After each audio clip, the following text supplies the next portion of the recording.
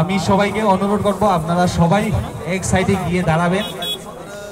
আমি অনুরোধ জানাবো ভলান্টিয়ার্স ভাইদের, আমি আং কই নাই ভলান্টিয়ার্স রং সাইড কাইসা গলাই বাঁচাবে না বাগাই যতন।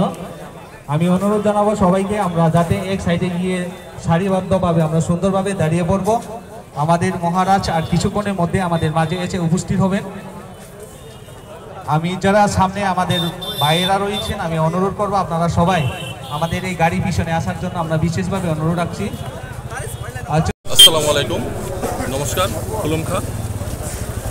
আমরা আজকে সাবরুমে আমাদের মহারাজার নেতৃত্বে প্রতিবাদ মিছিলে আমরা সকল সম্প্রদায়ের লোক এখানে সামিল হয়েছি। আপনারা দেখতে পাচ্ছেন যে আমরা বিগত কিছুদিন ধরে দেখতে পাচ্ছি সোশ্যাল মিডিয়াতে বিশেষ করে যে বাংলাদেশে সংখ্যালঘুদের উপর নির্যাতনের কিছু ঘটনা।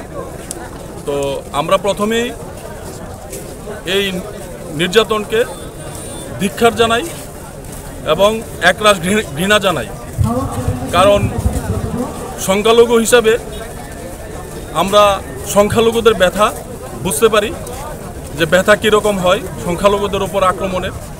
তো আপনারা দেখতে পাচ্ছেন যে বাংলাদেশে অন্তর্বর্তীকালীন আপনার একটা সরকার চলছে নোবেলজয়ী প্রফেসর ডক্টর ইউনূসের নেতৃত্বে। তো আমরা দেখতে পাচ্ছি যে নোবেলজয়ী প্রফেসর ডক্টর সাহেব যেভাবে আপনার এই বাংলাদেশে সংখ্যালঘুদের আশ্বাস করছে, নিরাপত্তার আশ্বাস দিচ্ছে, ওই চিত্রগুলো আপনার সোশ্যাল মিডিয়াতে কিছু অন্য কিছুই বলছে, কন্ট্রোল করতে পারছে না। তো আপনাদের মাধ্যমে আমাদের একটা দাবি থাকবে যে আমাদের যারা এই প্রতিবাদ মিছিলটা দেখছেন বাংলাদেশ পর্যন্ত যেখানেই হোক, পৃথিবীর যেই দেশেই হোক, সংখ্যালঘুদের উপর নির্যাতন এটা কোনোভাবেই মানা যায় না এবং সংখ্যাগুরুরাও এটা পছন্দ করে না। আপনারা দেখতে পাচ্ছেন যে সংখ্যাগুরু যারা আছে, যে দেশেই সংখ্যালঘুদের উপর আক্রমণ হয়েছে সেই দেশেই আপনার সরকারের পতন হয়েছে, কারণ সংখ্যালঘুরাও এগুলা পছন্দ করে না।